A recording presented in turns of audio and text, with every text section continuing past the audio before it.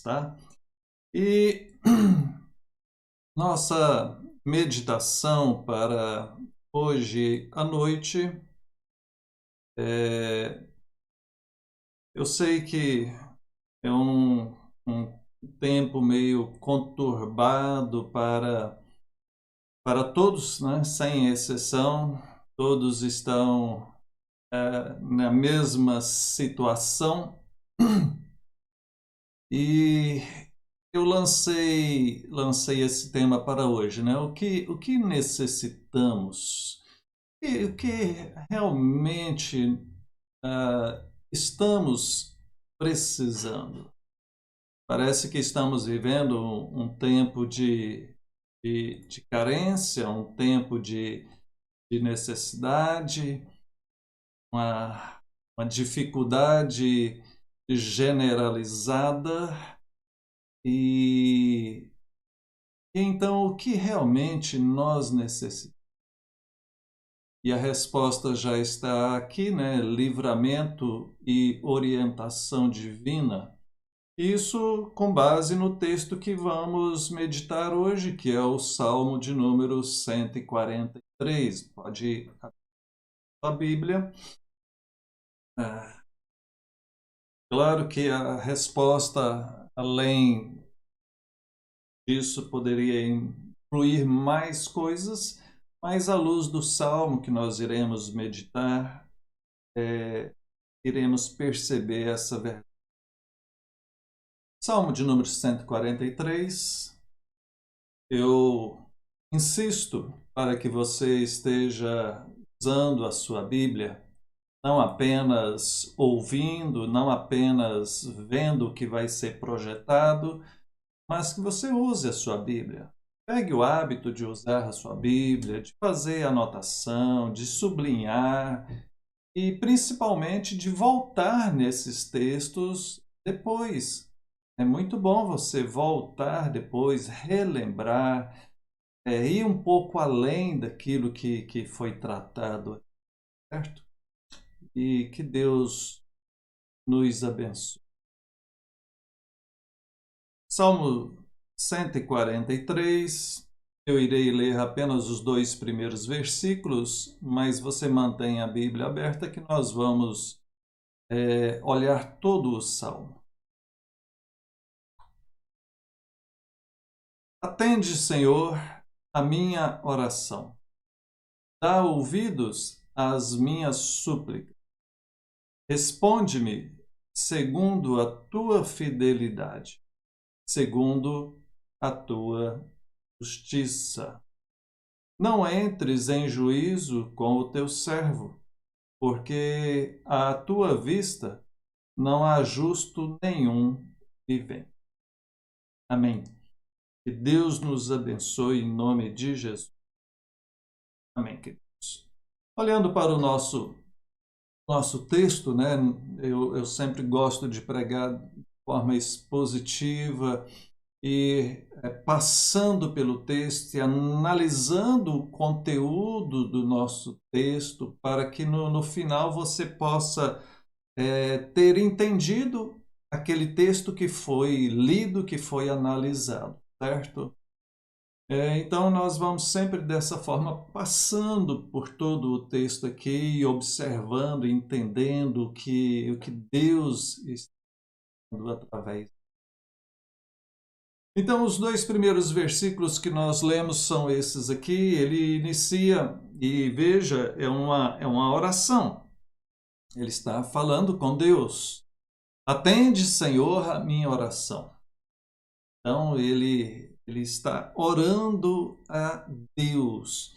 E no início da sua oração, ele ora pedindo a Deus que aceite, que atenda a oração dele, que Deus dê ouvidos às súplicas que ele está fazendo. Ele está suplicando, né? Ele está aqui se humilhando e pedindo a Deus para que ouça a sua oração. Veja, não passe desapercebido por esse detalhe porque às vezes a gente entra muito rápido nas nossas orações e vai direto no que nós desejamos receber de Deus. Às vezes você está orando, pedindo para Deus a cura de uma enfermidade. Às vezes você está orando, pedindo a Deus a proteção para a sua família. Às vezes você está orando a Deus pedindo para te abençoar financeiramente, na questão do emprego, do trabalho, do comércio. Ah, não vá rapidamente aquilo que você deseja. A oração é muito mais do que petição. Tem um vídeo muito bom no nosso site que eu fiz explicando sobre as partes da oração.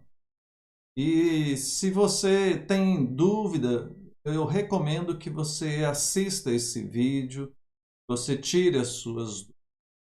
Então veja, ele inicia e na oração dele aqui, ele pede a Deus que ouça a oração dele. É porque ele não quer simplesmente jogar palavras ao vento. Ele não quer aqui fazer de conta que está orando. Ele não quer aqui simplesmente usar palavras decoradas, palavras que estão escritas num papel e ele vai recitar aquelas palavras. Ele quer algo autêntico, ele quer algo profundo. Ele deseja que realmente Deus esteja ouvindo, ele falando e Deus ouvindo. Então, o princípio da oração tem que ser dessa forma.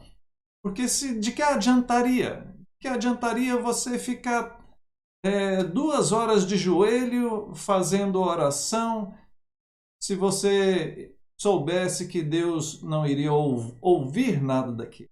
Então, quem ora deseja, claro, que Deus ouça aquela oração, certo?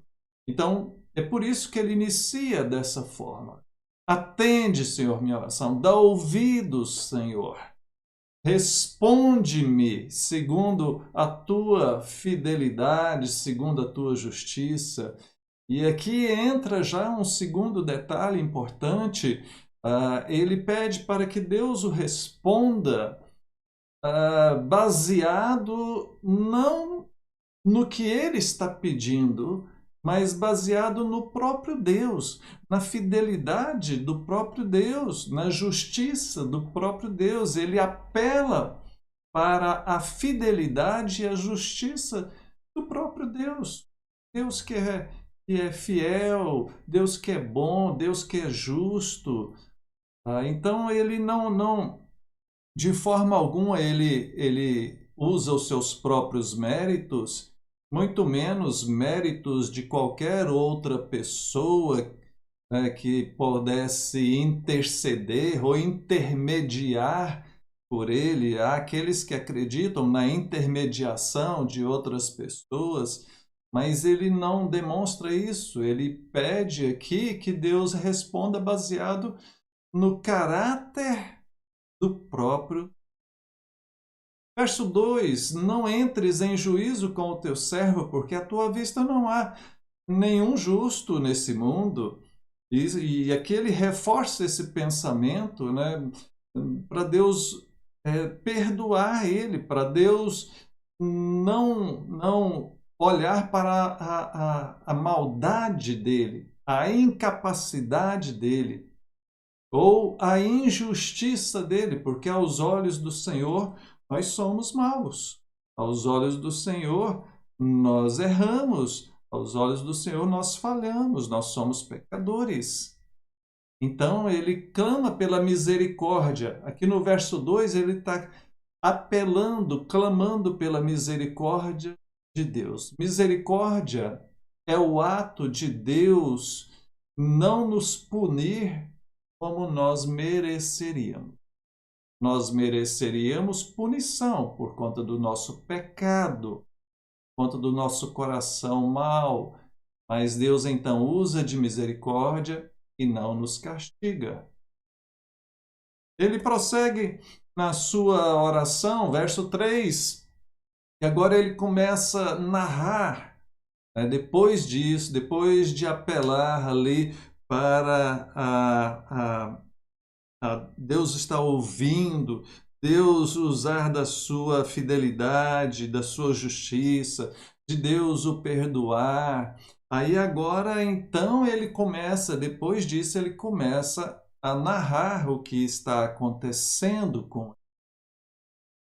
Ele começa a expor o seu problema diante de Deus, ele começa a falar da sua necessidade. Verso 3: o inimigo me tem perseguido a alma, tem arrojado por terra, lançado por terra a minha vida, tem me feito habitar na escuridão com aqueles que morreram há muito, como eles, né? Como aqueles que morreram há muito. Veja, ele demonstra, e realmente aqui ele está num momento difícil. Quem escreve é o rei Davi, e Davi estava sofrendo perseguições, os inimigos tentando tirar-lhe a vida, e é por isso que ele fala: o inimigo tem me perseguido, tem arrojado, lançado a minha vida por terra, tem feito com que eu habite na escuridão. Ele estava fugindo, escondido, às vezes em cavernas, em lugares inóspitos, e aí ele faz até essa comparação, parecendo aqueles que já morreram há muito tempo, né? Essa comparação que ele está falando por conta de ter que ficar escondido, não poder viver livremente, não poder desfrutar das coisas livremente. E se me permitem, poderíamos fazer um paralelo com o momento que estamos vivendo aqui, sem ferir os princípios da hermenêutica aqui, mas podemos fazer um paralelo, porque estamos vivendo escondidos, né, desse vírus que está assolando a humanidade. Poderíamos dizer que é um inimigo? Sim. Inimigo é todo aquele que nos ataca, então estamos sendo atacados, estamos sendo feridos, e por conta disso temos que nos esconder, temos que ficar de quarentena, temos que ter esse isolamento, não podemos fazer o que desejaria, né? Quantas pessoas não queriam ir hoje numa pizzaria, né? Ir num lugar tomar um caldo quentinho, né? Estamos trancados dentro de casa, com exceção dos bravos guerreiros que estão aí nos serviços essenciais. Louvo a Deus pela vida de cada um que Deus. Então veja, ele expõe aqui o perigo dele, a luta dele. Verso de número 4: por isso, dentro de mim esmorece o meu espírito, e o coração se vê turbado. Por conta da perseguição que ele vem sofrendo, por conta das dificuldades que ele vem passando, ele fala para Deus, ele se abre diante de Deus. Ele diz: Senhor, o meu espírito esmorece, ou seja, ele enfraquece, né? Ele cansa. Esmorecer tem a ver com enfraquecer, com cansar, com ficar desanimado, com ficar abatido. Em outras partes ele fala: minha alma está abatida. Ele fala assim: o coração se vê turbado, né? Agitado, angustiado. E aqui, então, nós temos duas figuras aqui. A do espírito, meu espírito, e do coração, meu espírito, meu coração. Deixa eu falar sobre isso. É sempre bom relembrar, e às vezes tem algumas pessoas que ainda não entendem direito, então deixe-me explicar direitinho, né? A Bíblia fala a respeito do nosso coração, do nosso espírito, da nossa alma, né? E tudo isso aponta para aquilo que somos, aquilo que pensamos, aquilo que sentimos. O coração é o centro da vontade do ser humano, das emoções do ser humano, e às vezes a Bíblia usa essa parte interior nossa, falando do nosso espírito, da nossa alma. Nos Salmos mesmo fala muito: por que estás abatida, ó minha alma? Espera em Deus, pois ainda o louvarei. Assim como a corça suspira pelas águas, a minha alma tem sede de ti. Então, essa linguagem poética tão bela, né? Ele apontando para dentro dele, as suas emoções estão turbadas, agitadas, né? Ele está aqui num misto de medo, de preocupação, de talvez uma indignação. E aí, por conta disso, ele se sente enfraquecido também. Enfraquecido. Você talvez estaria meio assim também? Como está o seu coração, meu irmão, minha irmã? Como estão as suas emoções diante desse cenário que estamos vivendo? Eu creio que a maioria das pessoas estão sim, com o coração turbado, com o espírito esmorecido, está na linguagem. Eu creio porque podemos dizer com tranquilidade que isso é o normal. A pessoa tem que ser muito fria ou muito inconsequente para ignorar tudo que está acontecendo. Nós não ignoramos, estamos diante de um momento delicado. Mas é por conta disso mesmo, de ser um momento delicado, que nós olhamos para as Escrituras, olhamos para a palavra de Deus e percebemos que isso não é exclusividade nossa. Quantos momentos encontramos nas Sagradas Escrituras do povo de Deus sofrendo? Quantas dificuldades enfrentaram os filhos de Deus, a Igreja do Senhor, ao longo dos séculos? Nós temos, às vezes, a tendência de pensar que o nosso problema é maior do que o de todo mundo. Você já viu pessoas assim? É. Às vezes ele está ali, tem um probleminha ali, é o fim do mundo, né? Sempre existirá alguém com um problema pior. Mas não é isso que eu quero dizer. Eu quero apontar pelo fato de que sempre teve problemas no mundo e o povo de Deus, com a graça do Senhor, tem atravessado isso. Por quê? Porque o Senhor zela por nós. Então, voltando ao entendimento do nosso texto aqui. O salmista inicia verso 1, verso 2, a sua oração pedindo a Deus que ouça, que perdoe, que abençoe a vida dele, não pelos méritos dele, mas pelos méritos do próprio Deus.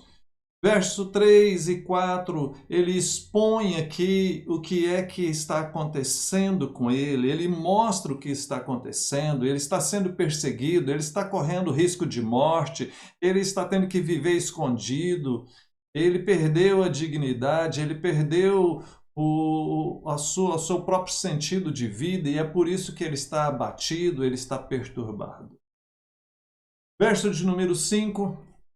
Lembro-me dos dias de outrora, penso em todos os teus feitos e considero nas obras das tuas mãos. A ti levanto as mãos, minha alma anseia por ti, como uma terra sedenta. Ele traz aqui à memória aquilo que Deus fez. Veja, ele mudou um pouco mais o seu discurso, agora ele já não está falando dos seus problemas de novo, agora ele está falando do seu conhecimento de Deus e da experiência que ele tem com Deus. Deus não é estranho para ele. Lembro-me dos dias passados, eu penso nos teus feitos, os feitos de Deus, daquilo que Deus já fez. Ele está pensando, ele está lembrando do que Deus já fez. Considero as obras das tuas mãos. Ele está dando consideração àquilo que Deus realizou. E, gente, isso é tão importante. Tão importante porque nós temos a tendência de pensar só nos problemas e às vezes esquecemos daquilo que Deus fez e daquilo que Deus está fazendo. Olhe ao seu redor e observe o cuidado de Deus sobre você. Está passando dificuldade? Certo, acredito. Mas você diria que Deus te abandonou ou Deus está cuidando de você? Deus está cuidando, Deus está por perto. E as coisas podem transformar a qualquer momento, porque Ele está junto aos que lhe pertencem. Basta uma palavra para Ele e tudo vai ser transformado. Então ele traz a memória aqui a esse Deus que criou todas as coisas. Ele traz à sua memória aquilo que pode dar esperança. Ele lembra que esse é o Deus de Abraão, de Isaac, de Jacó, que é o Deus de Moisés, que é o Deus de Elias, de Eliseu, que é o Deus de Davi, que ele lembra. E é o seu Deus.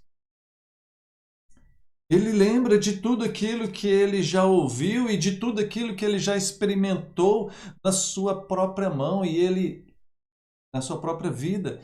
E ele dá valor, ele valoriza quem Deus é e o que Deus já fez. Não se esqueça disso, meu. Não se esqueça de quem é o seu Deus. Não se esqueça que nós estamos falando do Deus Criador dos céus e da terra. Oh, glória! Ai, bendito seja. Não esqueçamos quem é o nosso. Não menosprezemos o poder do nosso Deus. Não esqueçamos que o nosso Deus tem dado pão a todo dia, tem nos mantido com vida. Deus tem cuidado.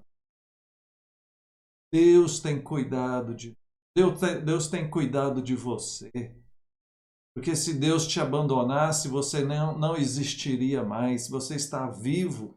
E isso é prova do cuidado de Deus sobre você. Você está vivo. Então Deus está cuidando.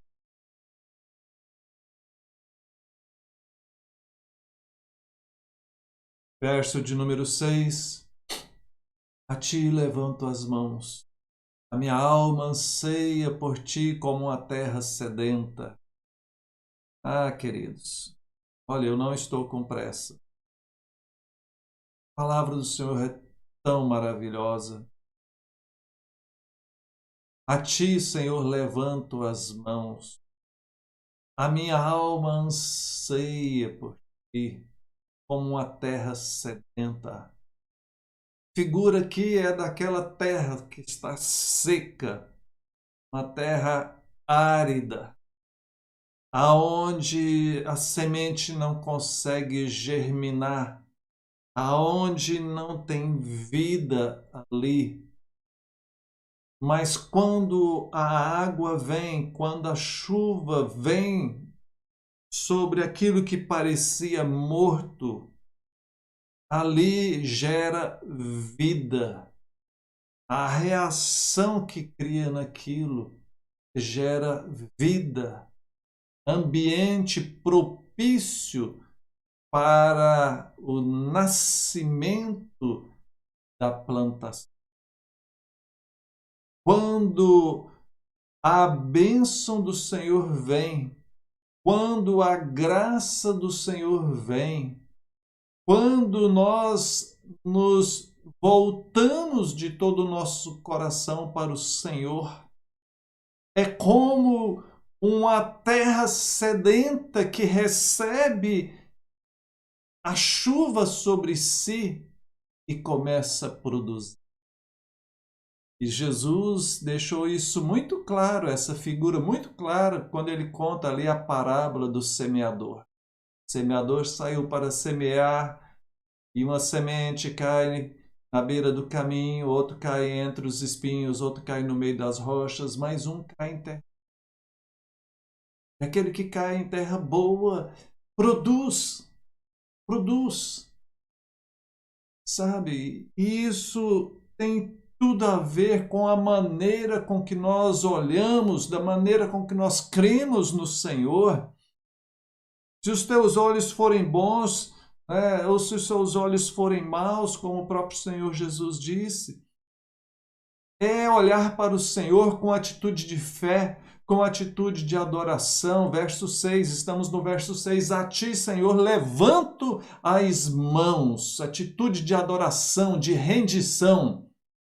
Esse levantar as mãos é numa atitude de adoração, de se render ao Senhor, de reconhecimento de que Ele é Deus, de ansiar, de desejar ter a Deus.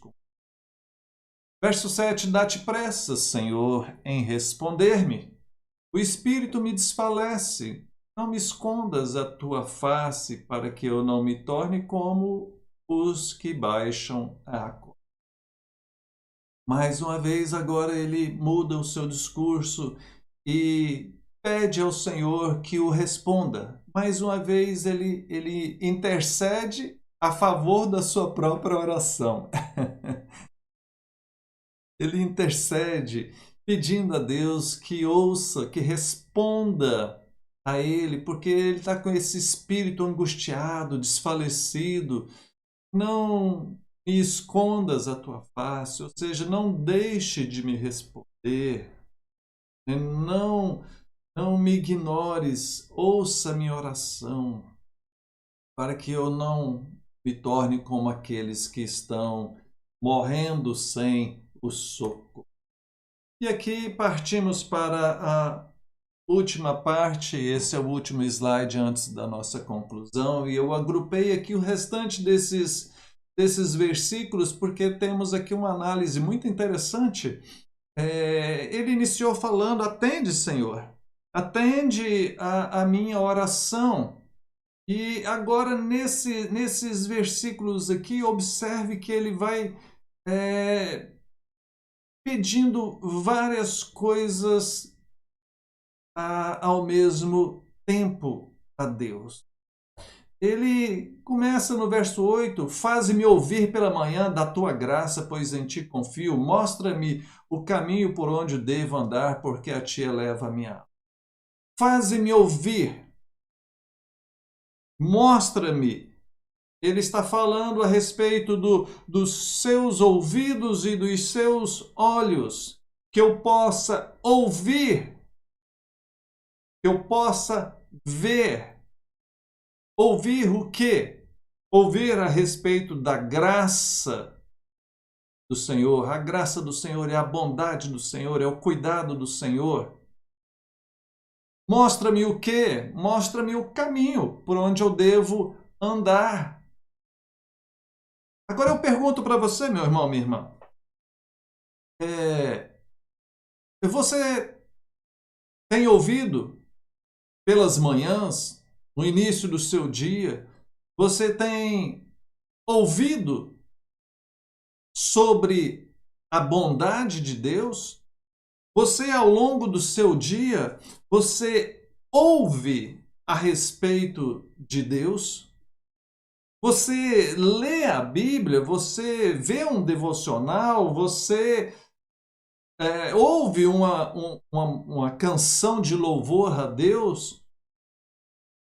Em que momento do seu dia você fala com Deus? Você ora. Mostra-me o caminho por onde eu devo andar. É a ideia de alguém que não consegue andar sozinho. Olha, eu preciso ir em tal lugar, mas eu não sei. Você poderia me explicar como é que eu faço para chegar lá? Você me mostra o caminho?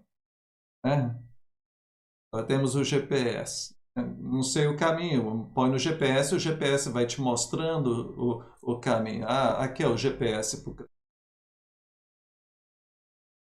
Então, ele na sua oração aqui, ele não está preocupado apenas em que Deus o livre do perigo, né? Ou se ele fosse uma pessoa interesseira, ele poderia simplesmente falar assim: Senhor, acaba com os meus inimigos e deixa eu voltar para minha casa, para minha terra, voltar na posição que eu tenho. Não, ele pede aqui. Ele quer ouvir de Deus, ele quer que Deus conduza o caminho dele todos os dias. Verso 9: Livra-me, Senhor, dos meus inimigos, pois em ti é que me refugio. Agora sim, ele fala especificamente do problema que ele está enfrentando, o problema maior dele. São os inimigos que estão tentando matar ele.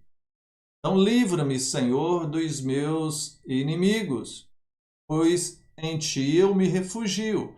Veja, ele buscava refúgio no Senhor. Verso 10: Ensina-me a fazer a tua vontade, pois tu és o meu Deus. Guie-me o teu bom espírito pelo terreno plano. E aqui nós temos mais um ensino profundo, queridos. Ensina-me a fazer a tua vontade. Nós temos que sempre colocar essa questão nas nossas orações. Por quê? Porque nem sempre nós agimos conforme a vontade do Senhor. Você que está me ouvindo, você poderia dizer que tudo que você fez nessa semana passada, tudo que você fez, foi conforme a vontade do Senhor? Nós erramos, nós falhamos. Então, sempre deve estar nas nossas orações esse pedido: Senhor, me ensina a fazer a tua vontade. O próprio Senhor Jesus orou ao Pai dessa forma: Pai, se possível, passa de mim esse cálice, contudo, não seja como eu quero, mas como tu queres. Então, ensina-me a fazer a tua vontade, porque o Senhor é meu Deus. Veja a segunda parte da frase, pois tu és o meu Deus. Ou seja, ter um Deus significa que é Deus quem manda. Quem que manda nessa relação? Você ou é Deus? Bom, quem é Deus é que manda. Se ele é Deus, então é ele quem manda. Essa história que a gente vê aí de gente que fica dando ordem, eu ordeno isso, eu tomo posse daquilo, é gente que diminui a Deus e se coloca no lugar de Deus. Quem manda é superior, não é assim? Superior manda e obedece quem tem juízo. Então ensina, Senhor, fazermos a tua vontade, porque o Senhor é que é o Deus. Nós somos aqui os teus servos. Guie-me o teu bom espírito por terreno plano. E nesse ato aqui, veja, nesse ato de Deus ensinar a vontade dele para nós, como é que ele vai ensinar? Como é que ele ensina? Duas coisas. Primeiro aqui, Bíblia, palavra de Deus. Conhecer a vontade do Senhor você conhece por aqui. Tá? Então, você tem que conhecer a Bíblia para saber a vontade de Deus sobre a sua vida. Segundo, é o Espírito Santo que habita em nós e vai nos guiando, vai testificando conosco, vai nos orientando, nos iluminando, nos dando a direção certa. Ele está conosco, é o Consolador que estará conosco, sempre nos guiando. Quando Jesus estava voltando aos céus, ele falou para os seus discípulos: não deixarei vocês sozinhos, enviarei outro Consolador, o Espírito da promessa. Ele estará com vocês até o final. E é ele, a presença de Deus em nós. É o bom Espírito que nos guia no terreno plano, ou seja, no caminho certo, aonde não tem lugar para tropeçar e cair. Terreno plano é um terreno onde não existe tropeços. Então, quem está guiado pelo Espírito de Deus não vai tropeçar. Tropeça aquele que está sem o Espírito de Deus, aquele que não conhece a vontade de Deus, aquele que não tem uma vida santa, esse vive tropeçando, vive caindo, vive fazendo o que não é certo. Verso de número 11. Vivifica-me, Senhor, por amor do teu nome, por amor da tua justiça, tira da tribulação a minha. Vivifica-me. Vivificar é dar vida novamente. É trazer esse avivamento, né? Essa palavra avivamento ficou meio desgastada no meio evangélico, mas vivificar é dar vida.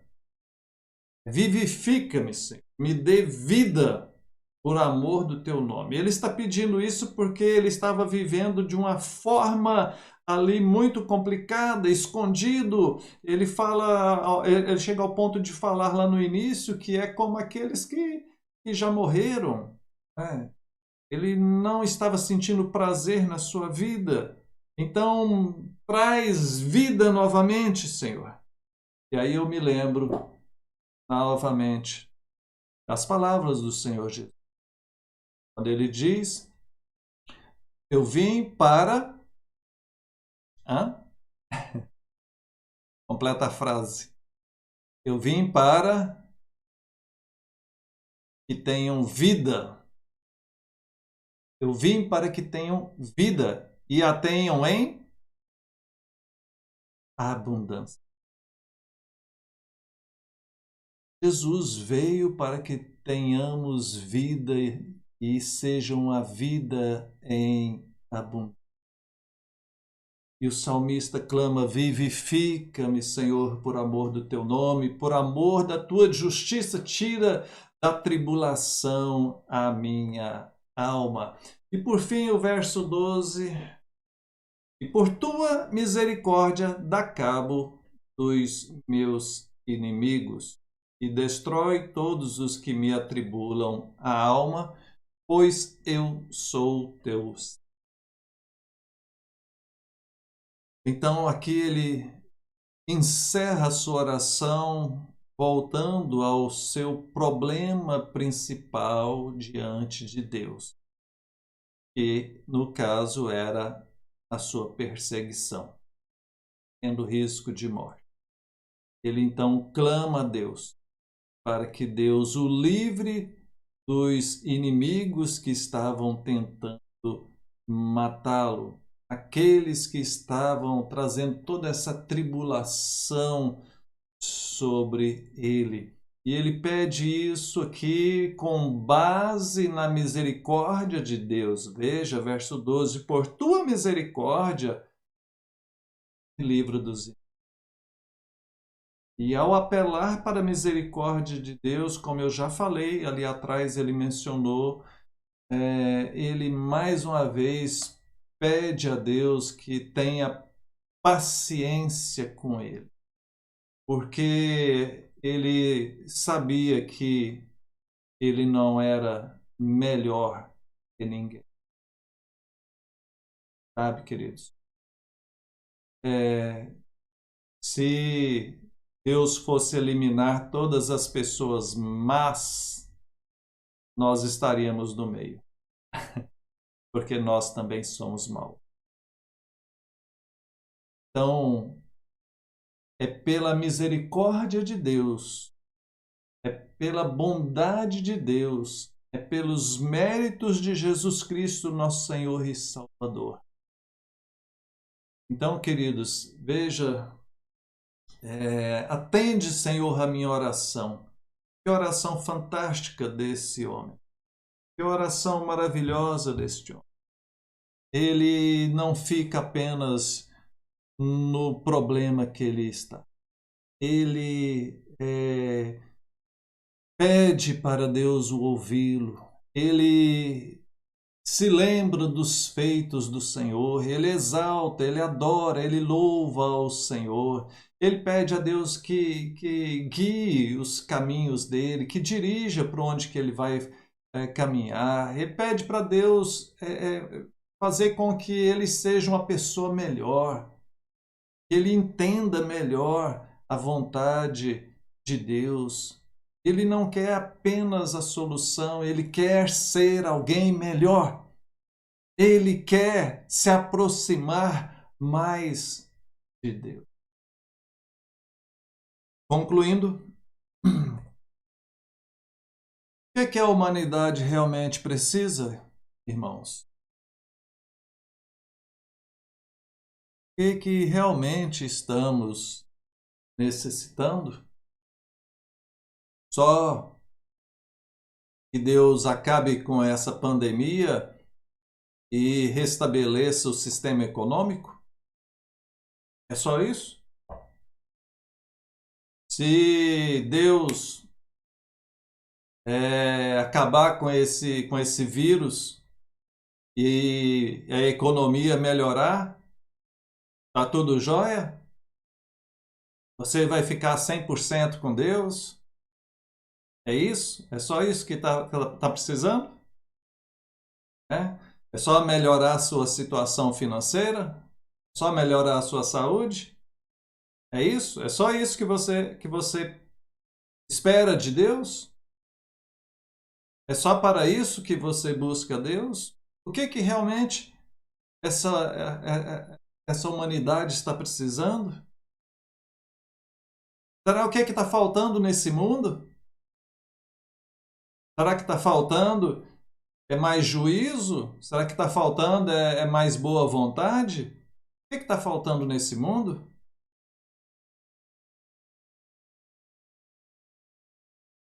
Senhor, atende a minha oração. Como que tem sido as nossas orações? Como tem sido a sua prática de oração? Você tem orado?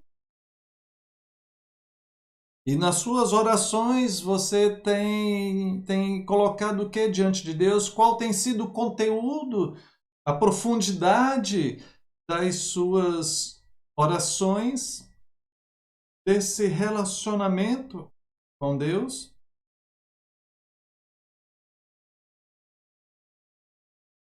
Sabe, queridos, Deus continua reinando soberanamente.